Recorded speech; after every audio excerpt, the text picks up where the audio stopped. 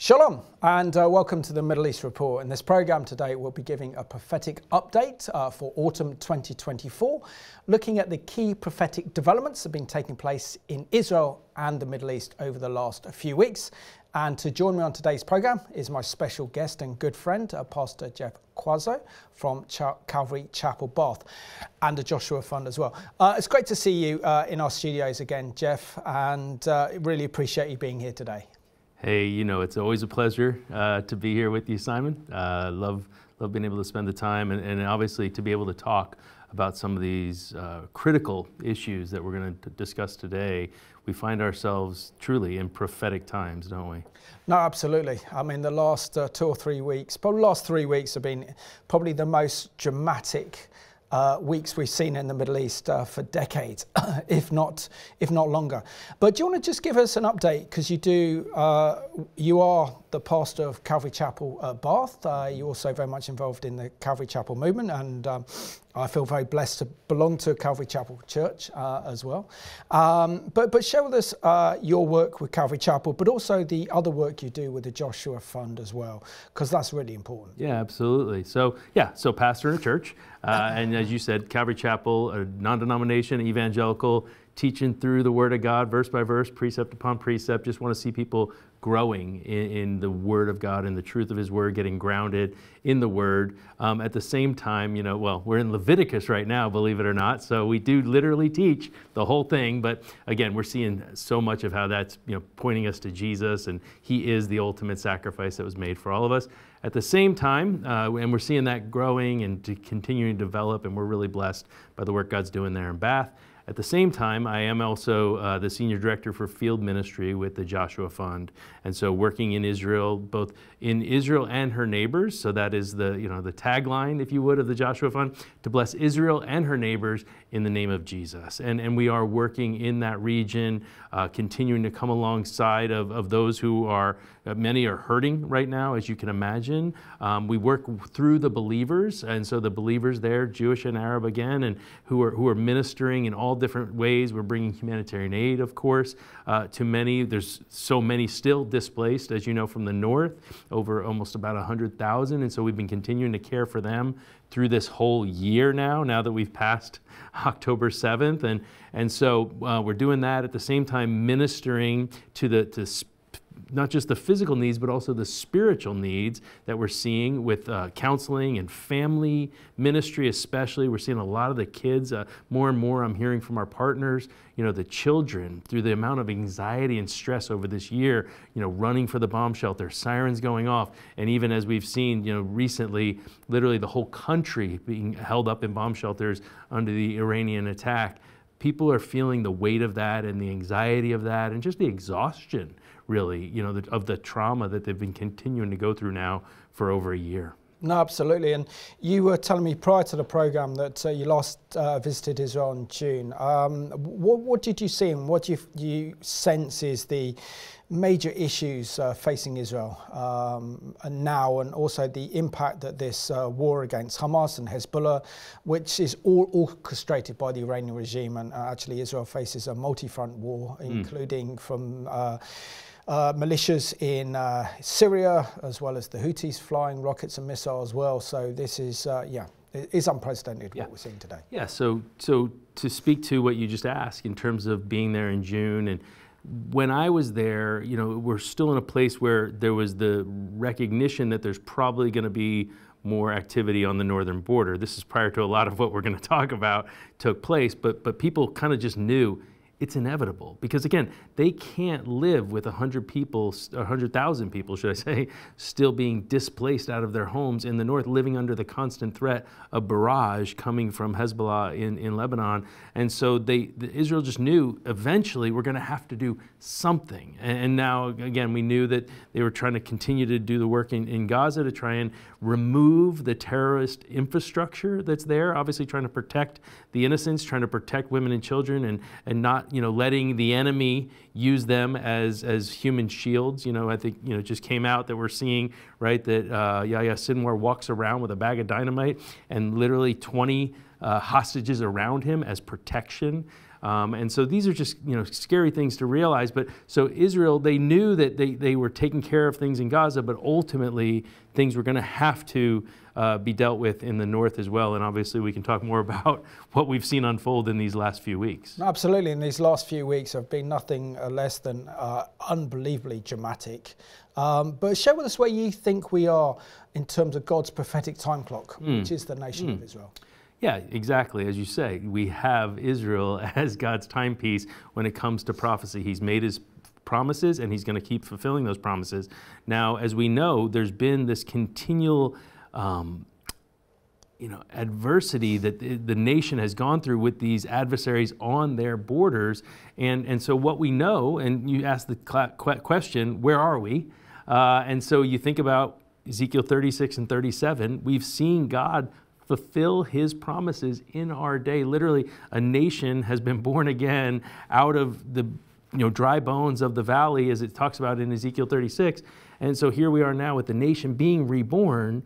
Now the question we have is, I believe, anyway, this is my take, that we're somewhere right there between Ezekiel 37 and 38. That's where we find ourselves in our current time frame, because we know there's going to be that coalition of Iran, Russia, Turkey, and other nations joining into that coalition to come against Israel.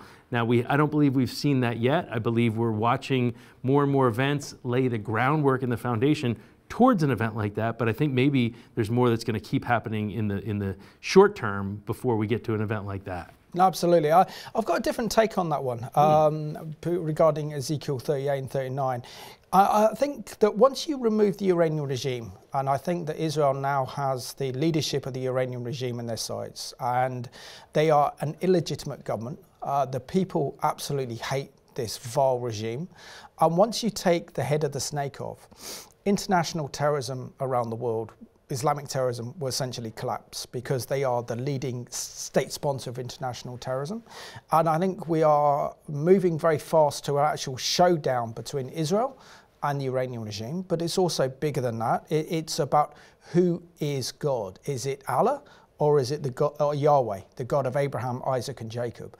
And so these two forces are now almost full loggerheads, as this year has been the first time that the Israelis and the Iranians have actually fought against each other pretty much since the Islamic Revolution in '79. And it's not going to take much for this Iranian regime to collapse. And then you have the prospect of a new era in the Middle East. So this could be the time that Israel goes into living in a time of peace and safety after the horrors of what we saw on October the 7th, after all the destruction that we're seeing. Because you take the Iranians out of the equation, and then you're going to have an extremely peaceful region, particularly then if, for example, Trump returns to power in the United States. He implemented the Abraham Accords, and we could see that the Saudis, as soon as the Iranian threat is dealt with, will happily then make peace with Israel. Okay, so I mean, I can see what you're saying exactly, and I'm not in disagreement. At the same time, let's look at it like this. Let's think about how Iran has been using, as I just heard recently, the tentacles of the octopus with all their different proxies. Exactly. You've got, Hezbollah, like you said, in Lebanon. You got Hamas there in Gaza. You got the Houthis in Yemen, and that's been their approach, using the Arabs as Persians, using the Arabs to do their dirty work, to do a lot of the things that they want to get done as a threat to Israel. Now, I agree that I believe Israel is at this moment probably going to be removing those immediate threats. And I'm curious, I'll just say it this way, it's speculation, but I'm curious about something like Ezekiel 28, going from verse 20 onward, where it talks about them dealing with this pricking briar and this thorn in their side that's been that constant threat to them. And it seems like those things are starting to take place where actually that is being dealt with. The fact that we've watched, Nasrallah be eliminated and the whole head of this, terrorist organization really be eliminated in short work, in like 10 days, you wonder, what is going to take place? And Israel is starting to take land, aren't they, to protect themselves in the north right now. So you have that question, is Iran going to be neutralized in a sense with all their proxies, but then at the same time, maybe they also will be stymied or stopped in their nuclear aspirations? Maybe Israel's going to do that. We don't know, right? That we're still waiting in the wings for that one to figure out what's going to happen as retaliation. But the question is, could they be maybe neutralized for a season so they've lost their sting, they've lost their power, but they're going to be working towards building back up with Russia, with Turkey, others, and then that's when we get to an Ezekiel 38. So that's just thinking out loud, No, it's good to think out loud, and it's good to kind of discuss these things. And there's no doubt that Israel was facing was facing almost defeat after October the 7th. The nation prior to that was certainly on the verge of civil war over the judicial reform, which created the most divisions that Israel's ever experienced in its history. Then with the prospect of the Hamas attack on October the 7th, and then Hezbollah was supposed to carry the same attack. They didn't. Which I think gave Israel some breathing space, because to actually deal with an October the 7th style attack in the south and the north would just be absolutely unthinkable for Israel. And how that through God's help they've been able to turn that whole situation around now, and in the process of certainly destroyed Hamas in Gaza, and on the verge of destroying Hezbollah in southern Lebanon. Israel's strategic fortunes have certainly gone 180 degrees from they were a year ago. But what are your thoughts reflecting this week on the first anniversary of October the 7th? I mean, this was not only the biggest mass terrorist attack in Israel's history, the worst intelligence failure in Israel's history, but also the biggest massacre of the Jewish people since the Holocaust over 80 years ago during the Second World War. Right. And that's one of those questions that people are asking, like, God, why? Like, why was this allowed to happen? We thought this is the nation that you never slumber, you never sleep. Why would you let something like this take place? And it's a very similar question when someone asks about the Holocaust, right? It's like, well, why would that happen? And again, I can't answer all those questions. But one thing we do know is we see how God continues to work all things together for good, and even his purposes continue to come forth. And we've already referenced Ezekiel 36 and 37. It was on the heels of the Holocaust where it gave credence to this idea like these people need a nation, they need a place to go. So the nation of Israel was born. At the same time, October 7th was devastating, unspeakable horrors that were done against the people and women and children and innocent people. But at the same exact time, what we've seen is it has been the impetus that has given Israel the ability to go forward and deal with some of this complete and total terror infrastructure that's right there on their borders as a constant threat. Absolutely. So let's have a look at this excellent tribute to the horrors that occurred on October the 7th as we mark its first anniversary this week. And this is thanks to our friends at CBN. Ladies and gentlemen, like December 7th, 1941, and September 11th, 2001, October 7th is a day that will forever live in infamy. It was the Jewish holiday of Simchat Torah. It began as a perfect day, not a cloud in the sky. Thousands of young Israelis were celebrating at an outdoor music festival. And suddenly, at 6:29 a.m., as children were still sleeping soundly in their beds in the towns and kibbutzim next to Gaza, suddenly heaven turned into hell. 3,000 Hamas terrorists stormed into Israel. They butchered 1,200 people from 41 countries, including 39 Americans. These monsters, they raped women, they beheaded men, they burned babies alive, they killed parents in front of their children, and children in front of their parents. They dragged 255 people, both living and dead, into the dark dungeons of Gaza. And I pledge to you and to all the bereaved families of Israel, no matter how long it takes, no matter how difficult the road ahead, Israel will not relent, Israel will not bend. We will defend our land, we will defend our people, we will fight until we achieve victory. Victory of liberty over tyranny, victory of life over death, victory of good over evil. The sacrifice of your loved ones will not be in vain. Because for Israel, never again must never be an empty promise. It must always remain a sacred vow. And after October 7th, never again is now.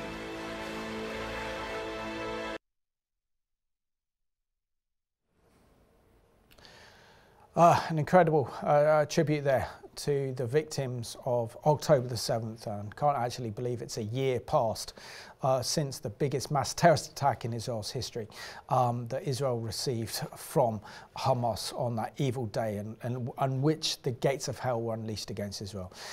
Jeff, what comes to mind when we're particularly thinking about marking the first anniversary of October the 7th, it is the fact of what it says in Genesis 12, 1-3, that I will bless those who bless you and I will curse those who curse you, in a reference to God's covenant promise with Abraham and the Jewish people and the nation of Israel. And isn't it in a sense that the way that nations are treating and interacting with Israel means that essentially the nations are hanging in the balance, as it were. And it's a very critical time to decide whether our nations want to bless Israel and have God's blessing, or curse Israel, such as our government is doing at the moment, together with the Biden administration. Yeah, I mean, we can see throughout history that's held true. You know, God makes promises and he keeps his promises, and he's made a covenant with this nation, and people can argue against it, they can fight against it, they can try and, you know, replace it, if you would. But the fact remains, God has said he's going to accomplish these things. And this is because we know the Messiah, our Messiah, has come through this nation. They've brought us the scriptures, and God is coming back. Jesus is coming back to the land of Israel, where there's going to be Jewish people in the land. And that's something that for 2,000 years, many didn't believe was even possible. And so here we're seeing the fulfillment of these prophecies, which is continuing to point us to the fact that God will keep his promises. Now, like you said, that is a warning to those who would not listen to the truth of what God's word says, when it says there's blessing for those who bless, but there's also going to be, you know, ramifications for those who aren't willing to stand with or even come against Israel. It's going to be to their detriment. And I think we can say through history that is held true. We could point to different, you know, occurrences in different times where nations, when they've come against Israel, it's not worked out well for them.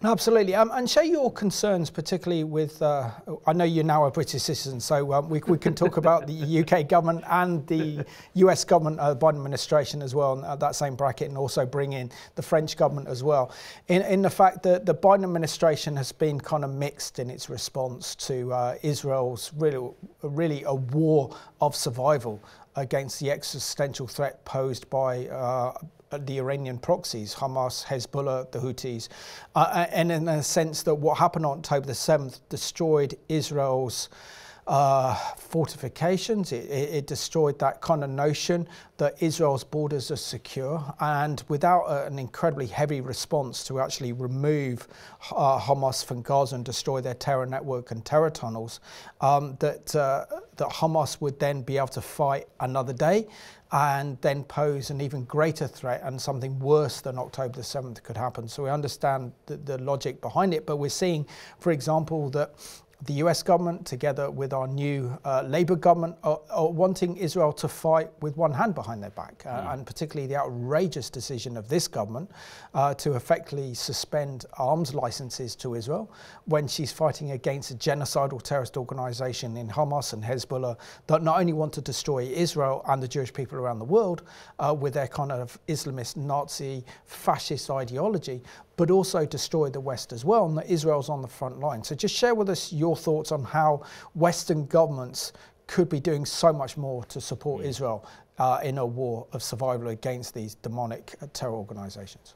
Yeah, I think what you're describing is unfortunately a lack of understanding, kind of a blindness, I would have to say, from Western governments when it comes to the real threat within this region. And there's other Arab nations that know, they recognize the threat within their own region, and they know that doing away with Iran's threat of nuclear capabilities and removing these terrorist proxies are for the safety and well-being, not just for the nation of Israel, but for the West as a whole, they can't, you know, be believing that this is just something that's going to happen over there when these same, you know, desires are for overthrowing governments in the West in different places in different countries as well. So the threat, it persists throughout the world, and this is something that I think there's the lack of understanding from these different Western governments, and so there is a need to realize we need to stand with them. As you said, they're on the front lines of this war against these terror strongholds,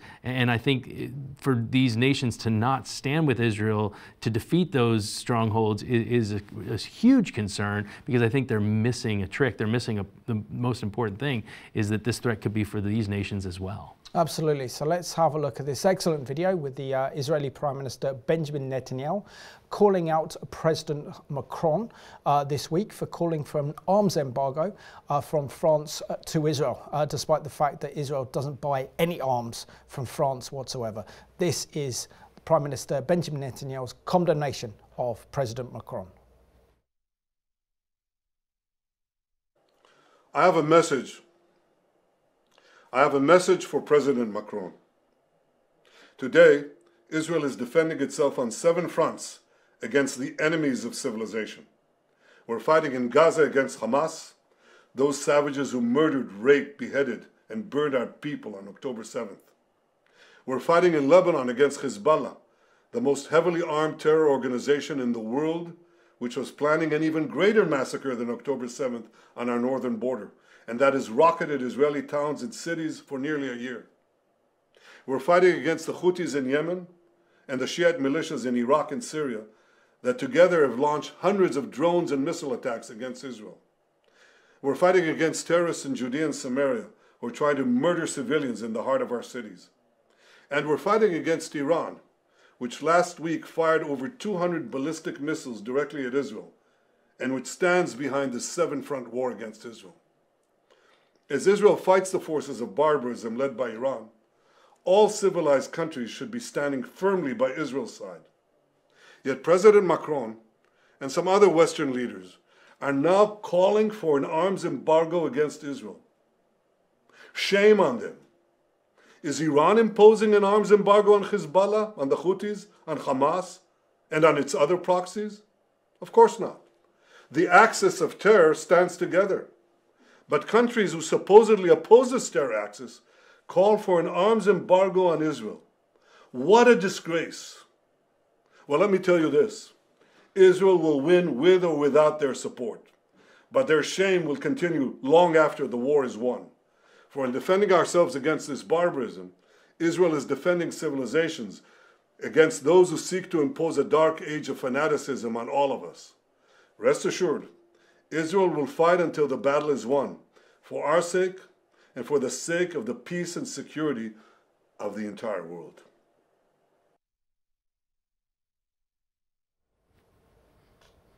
And it's good to see the Israeli Prime Minister back to his best, giving moral clarity in a world that doesn't have any. And Jeff, I think as we discussed the Prime Minister's speech there, really calling out Macron, talking about the unprecedented ballistic missile attack on Israel, we have to talk about this because, you know, the Iranians fired 200 ballistic missiles at Israel, but they didn't just fire them at Israel, they actually fired them at Israel's population centers such as Tel Aviv, Herzliya, Netanya, that whole area in the coast, knowing that if it wasn't for Israel's Iron Dome or Israel's David Sling, then the number of casualties that could have happened on that evening could have been absolutely horrific. But unpack for us how we effectively saw God's hand of protection over his nation during that attack.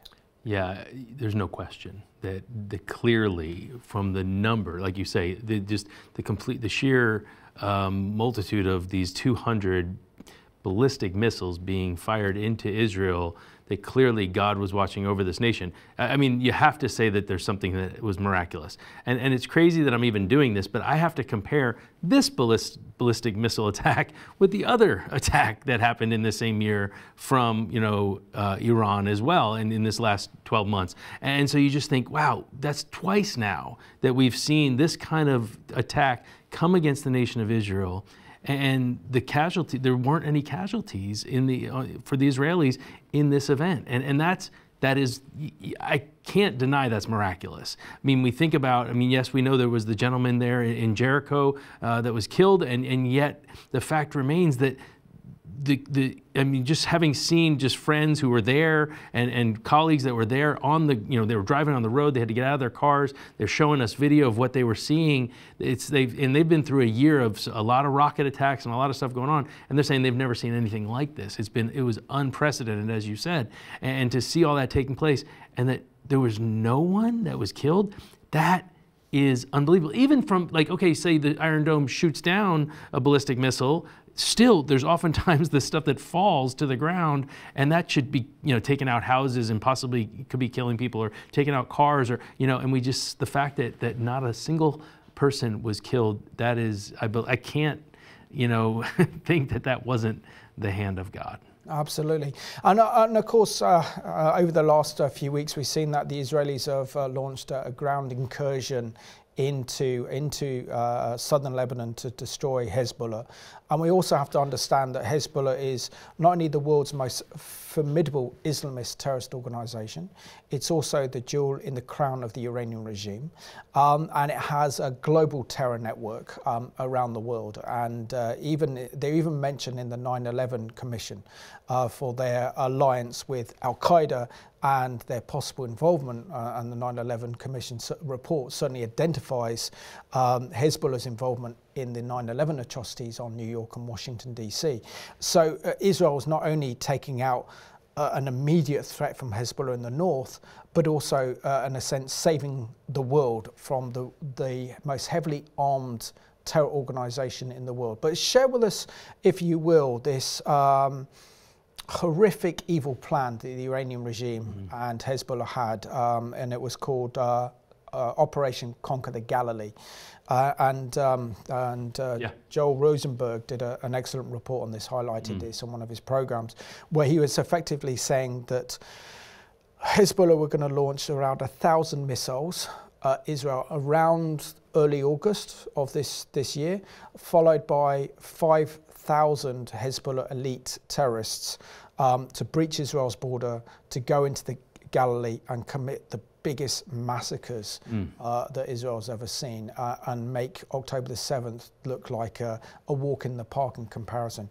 But share with us how Israel became aware of this, and this is the real reason why now Israel is actually dismantling Hezbollah, as well as being able to bring those residents of northern Israel back home so they can live there free of Hezbollah's rockets and missiles and a possible October the 7th terror attack on those communities. Well, this is it. We know that Israel as a nation, I mean, let's think about it. What other nation in the world would put up with this? to have this kind of terror on your borders, knowing that people are continually plotting, digging tunnels under the border, and that was what they've discovered, didn't they? And fortunately, they were able to capture that and stop that. But it remains that they're continually plotting and planning and scheming for how to create these kind of atrocities against the nation, to murder women and children and innocent civilians. And so you think about it, it's like no other nation would put up with that. So Israel is saying, we can't live under this. We can't live under this kind of threat continually and constantly. And yes, as they started to get more intel, they had to be proactive. They had to go forward with their plans to dismantle this region of threat against them, because their people can't live with that. And so they've had to go forward, and we're seeing that actually has been more successful than I think most would have imagined. Oh, absolutely. And just share your thoughts on what is effectively a kind of a James Bond style movie, or a sci-fi movie where the Israelis believably, that of the Mossad, was able to take out 4,000 Hezbollah elite terrorists, and that's probably a conservative number, planting small bomb devices in walkie-talkies and pagers, and then have the audacity then to actually take out the supreme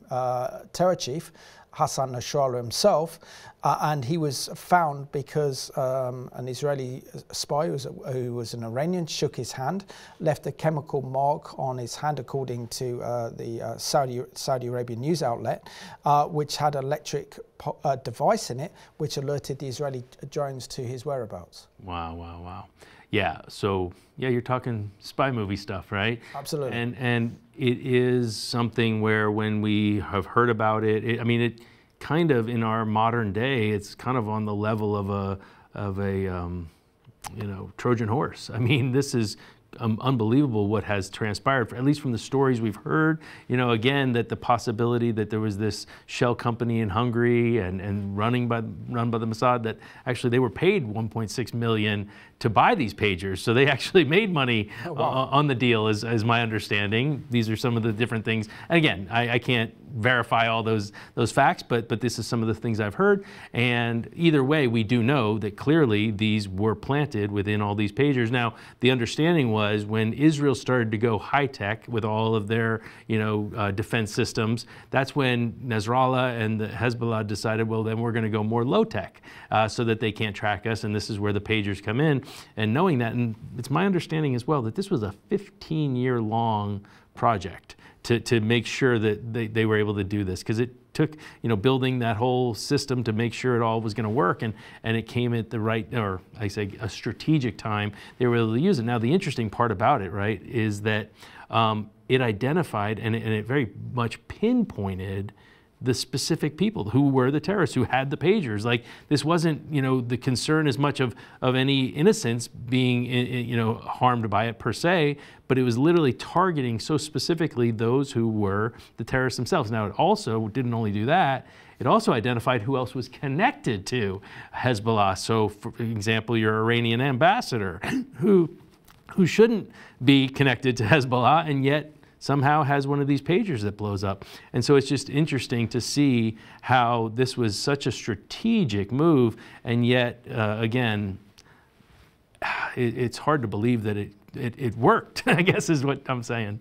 Absolutely. So let's have a look at this news report from our friends at the IDF, really detailing how over the past year Israel's had to deal with the threat of rockets and missiles from Hezbollah, and particularly this evil plan called Operation Conquer the Galilee, which would have meant October the 7th style version in the north of Israel.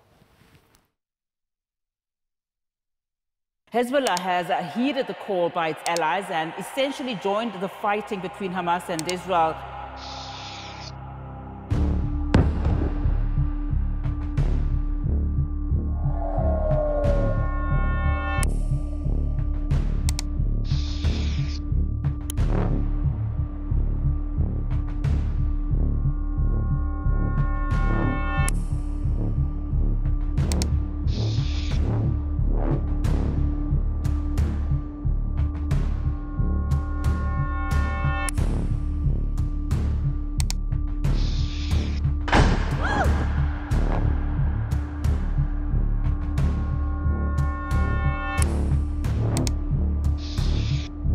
נגיע לכל אחד, לכל מקום, ונעשה כל מה שנדרש כדי להחזיר את החטופים ותושבי הצפון הביתה.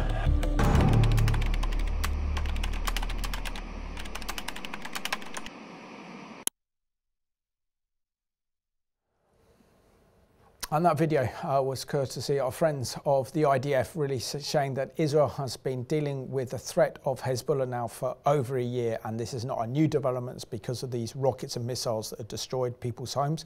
I was even reading one report, it's almost about 9,000 rockets and missiles that Hezbollah has fired at Israel, something like 35 casualties, and they burnt around 9 million square meters of northern Israel as well, damaging Israel's very rich habitat and environment in the process as well.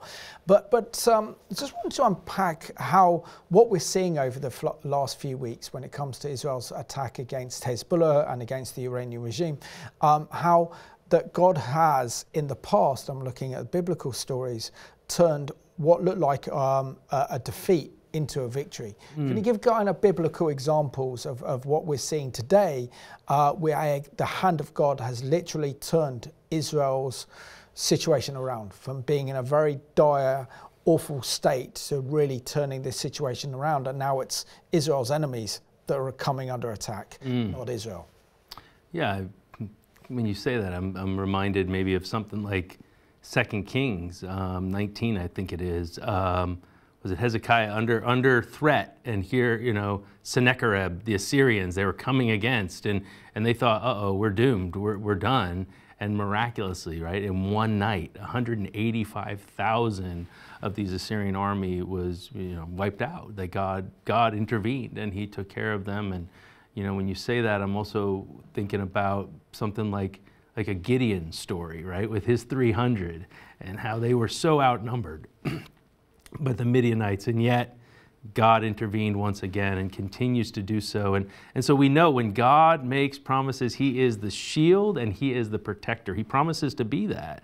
And so we're continuing to see, I believe, the Lord do that. Now, I think it's important to say this. Like, I'm not sitting here as a pastor and as a leader declaring to you that everything the Israeli government does is by God's design and that they've, you know, following God. They're not. It's not the Holy Land, as it were, right now. But we know that ultimately God is accomplishing His purposes and He is going to do His work. Because, you know, you think back to Joshua, right?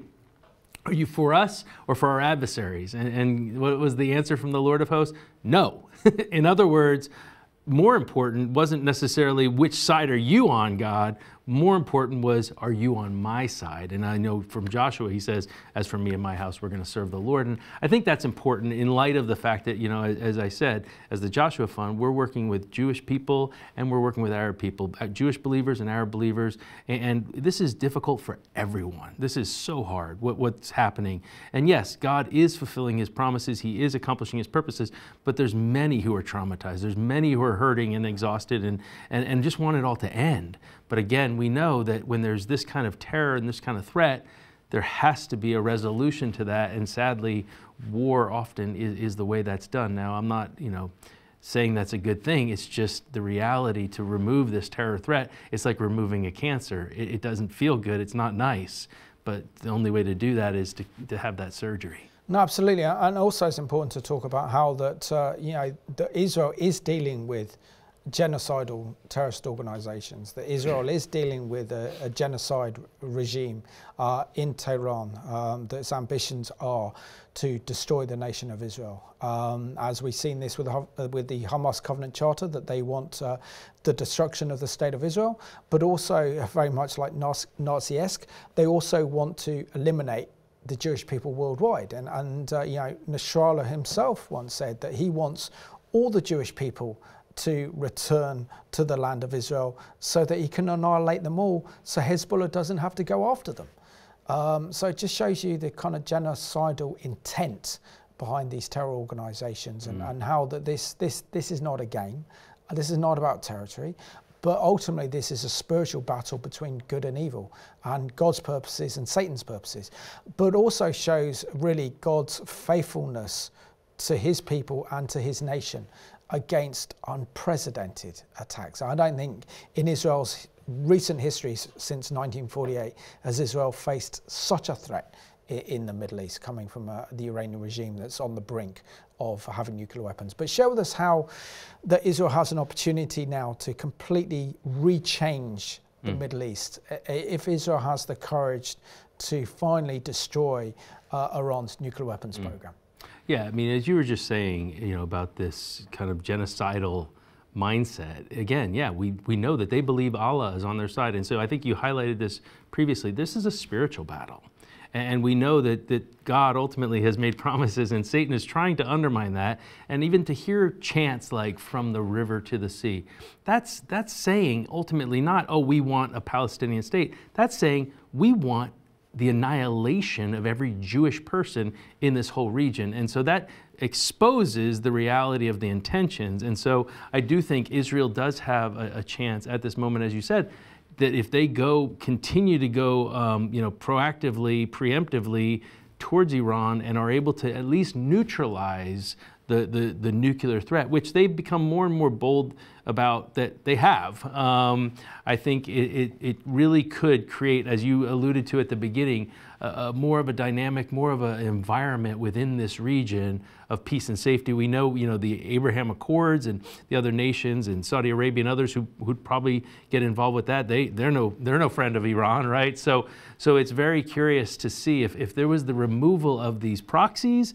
as well as the neutralizing of the threat of Iran, how there could be so much more prosperity there in the region where the nation of Israel could be living at peace. Yeah. It's interesting. No, absolutely. And I don't know if you saw Sky News' coverage last Friday of the Supreme Leader of Iran's, Khamenei's Friday prayers.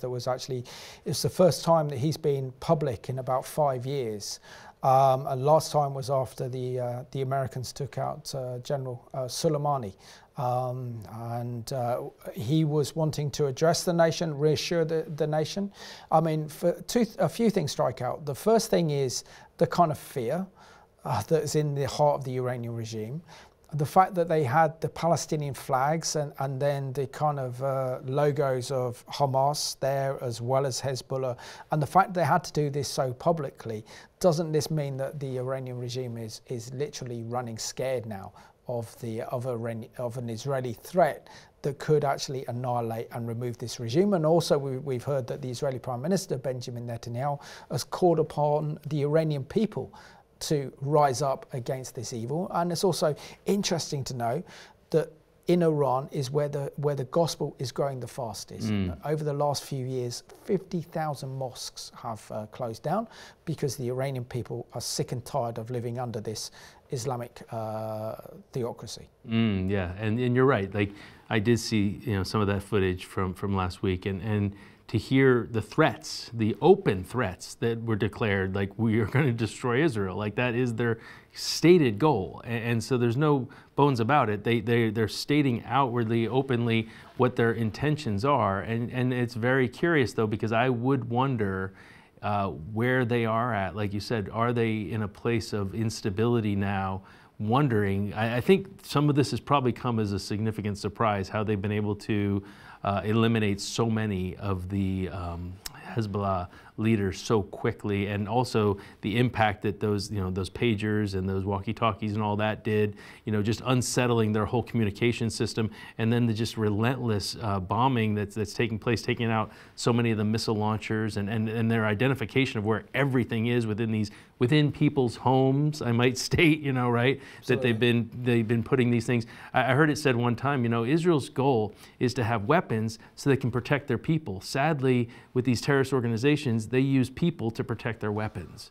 And that's just a devastating statement, because that's a lack of respect for human life. And that's where we want to make sure that those kinds of things are understood. And yet, at the same exact time, there are people who are hurting in these regions. And I know there's people evacuated from homes. And it's just a hard place to be right now. But at the same time, there's a desperate need for there not to be this continual genocidal threat on the borders of the nation of Israel. Absolutely, and also the oppression that the Lebanese people live under with Hezbollah, and we know that Hezbollah caused that massive explosion back in 2020, I think, in Beirut as well, because this was agricultural bombs they were storing at the port in Beirut that destroyed so much of the city, and so the people are living in misery because of Hezbollah, and the people of Gaza are living in misery because of Hamas. And if these can be freed of these Islamist terrorist organizations,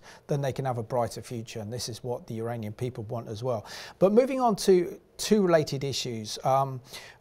Could we be in the season of the hunters, as described, I think, in Jeremiah 17, where the Lord talks about first sending the fishermen to bring the Jewish people back to Israel, but then after the hunters, I will then send, after the fishermen, I will then send the hunters. Because what we've seen after October the 7th is unprecedented, the rise of Jew hatred around the world, that is making Jewish people in this country and in the United States actually think, is there a future for us in the West? And many are actually now considering making Aliyah. And I think there's 30,000 Jewish people that have made Aliyah since October the 7th. Yeah, you're absolutely right. And again, in fulfillment, right? In fulfillment of what the scriptures tell us in Isaiah 11 or Ezekiel 36, that God is going to be bringing his people back to this land in these last days. So this is fulfilling prophecy, but at the same time, we don't always know when we read those prophecies, we don't know what events are going to be which stimulate or are the impetus for those prophecies coming to fruition. And so here's an example where, yeah, unfortunately, it is this unsettled state where many are. It's almost, for some, when you hear the stories, similar to when you read about or watch movies when people before Nazi Germany started to sense, I don't think I'm safe here anymore, and started to make moves, right? They got out because they knew this isn't safe. And I feel like some are having those same feelings, even in America, which is something, growing up as an American, that is very surprising, but I've heard it from a number of people, Jewish friends who live in the States. This is the first time in their life, and then the same here in the UK. It's the first time in their life where they've felt nervous, they've felt unsafe living in their own country. And so, yeah, it could very well be this continuing unsettling and fear, and maybe not unfounded fear, that they need to maybe find, because they know that Israel is going to be that safe haven. It's like the only safe haven on the planet for a Jewish person. Absolutely. I mean, you just take, for example, our capital here in London, and with the big pro-Palestinian marches, and having been caught up in one last October, only a couple of weeks after October the 7th, it felt like you were actually walking through a Nazi rally in Munich in the 1930s, the chance of genocide, the sense of coming face to face with evil.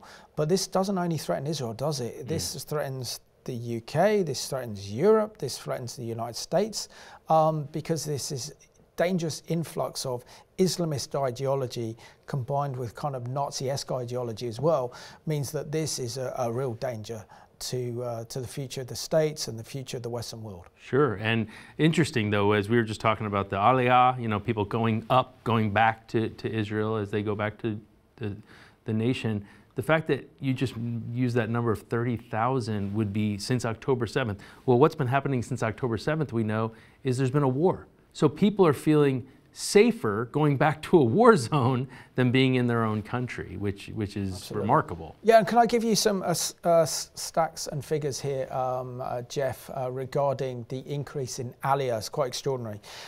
So here, the Jewish Chronicle had an article that says the special report by the Jewish agency, the Global Aliyah Center, operated in collaboration with Israel's Ministry of Aliyah and Absorption, showed an increase in 355% in the opening immigration files in France, 87% in Canada, 63% in the UK, and 62% in the United States. So effectively we're saying that this isn't the largest number of people making Aliyah, but Jewish people have gone to the Jewish agencies in Britain and in France and the United States and wanting to put their name down to possibly make Aliyah. I mean, the levels in France are extraordinary. Here we go, 355% increase since October the 7th. So we know that the Jewish people are no longer feeling safe in the West. Correct, and that's exactly it. And so it'll be curious to see now as we move forward still, how many of those who have put in interest will actually be those who will return. But I do think if things continue to go the direction they are, I mean, we see it in Dearborn, Michigan, in America, and other states, in America too. It's where there's a continual forceful, takeover. Absolutely. And our hearts and our prayers go out now currently for the people living in the state of Florida, having to evacuate, as according to my notes here, for example, Hurricane Milton is about to hit, as we record this program, the state of Florida, and they're expecting kind of winds of 150 or 160 miles an hour, which is unthinkable. Share with us how effectively, again, as we started the program in Genesis chapter 12, verses 1 to 3, that I will bless those who bless you and I will curse those who curse you. And my good friend William Koenig, who's written that book, Eye to Eye, who's gone in such great details every time America the government has cursed Israel by trying to divide the land or prevent Israel from confronting with terrorism, has been hit by a major storm or economic crisis or political crisis. Surely this is we're seeing the hand of God working here to warn the United States that they're on a dangerous collision path if they are threatening Israel not to take out Iran's nuclear facilities or to attack their oil reserves. As of this recording, we're still waiting for that retaliation of Israel from those ballistic missiles that Iran fired only last week. Well, this one hits close to home because I was just talking to my parents yesterday who live in Florida.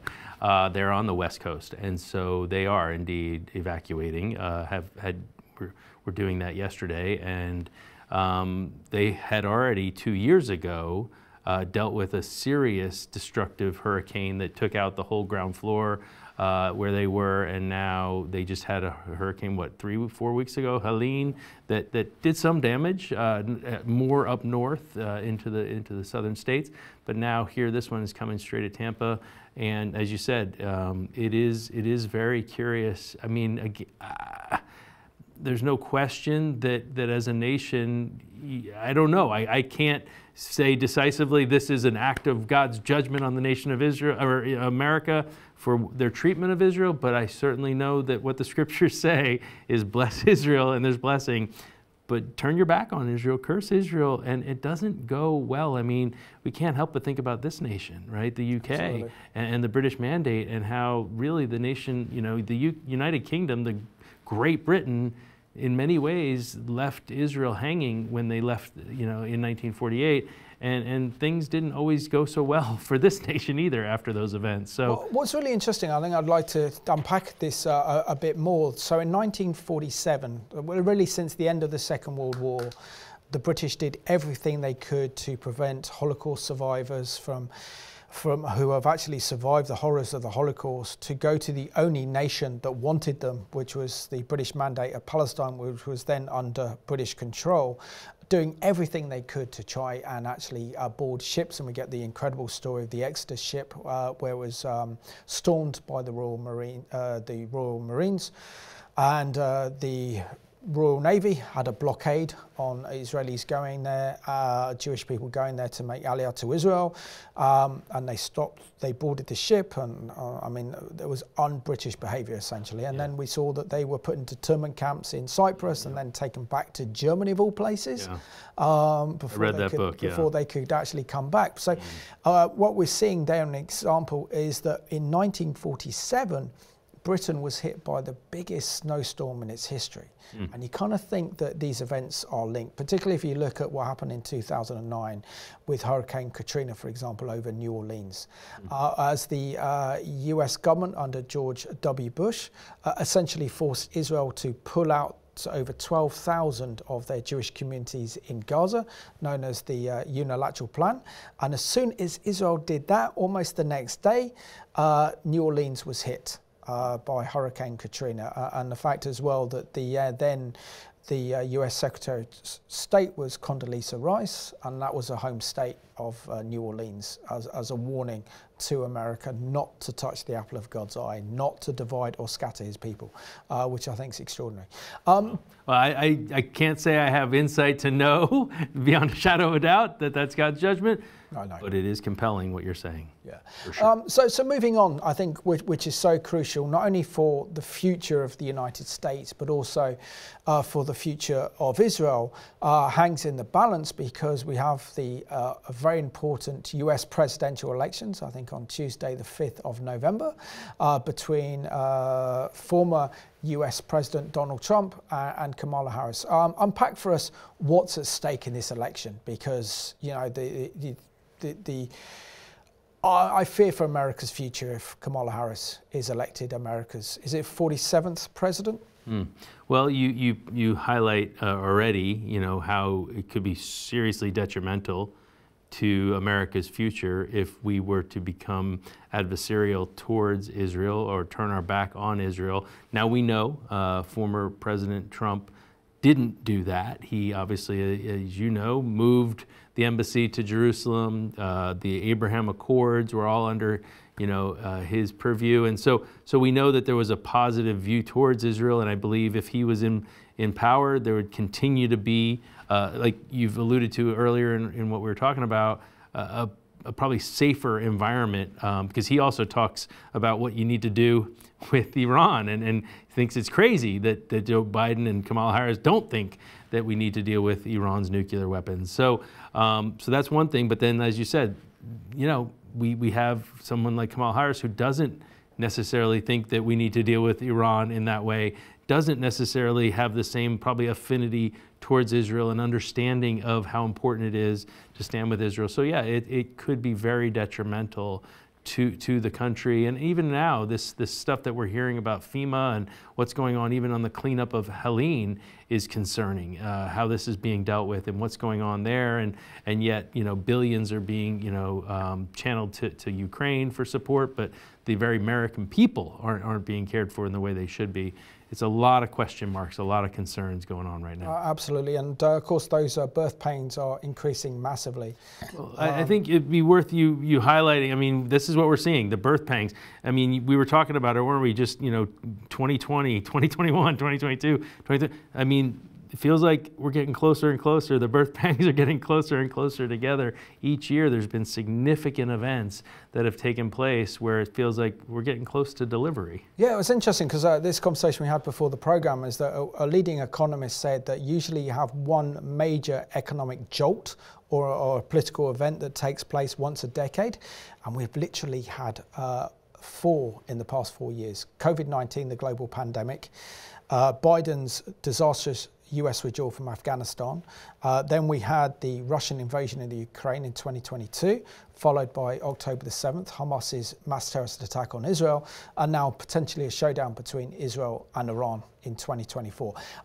As watchmen and women on the walls of Jerusalem, share with us how important it is to pray for Israel, but also to be students of the Word of God and understand the prophetic times that we're living in. Yeah, we've talked about it, that Israel is indeed God's time clock. And yeah, the scriptures tell us, Psalm 122, pray for the peace of Jerusalem. This is God accomplishing his purposes, because we know we have a Savior, a Messiah who's come through the nation of Israel, and he's coming back. Jesus is coming back to rule and reign from Jerusalem.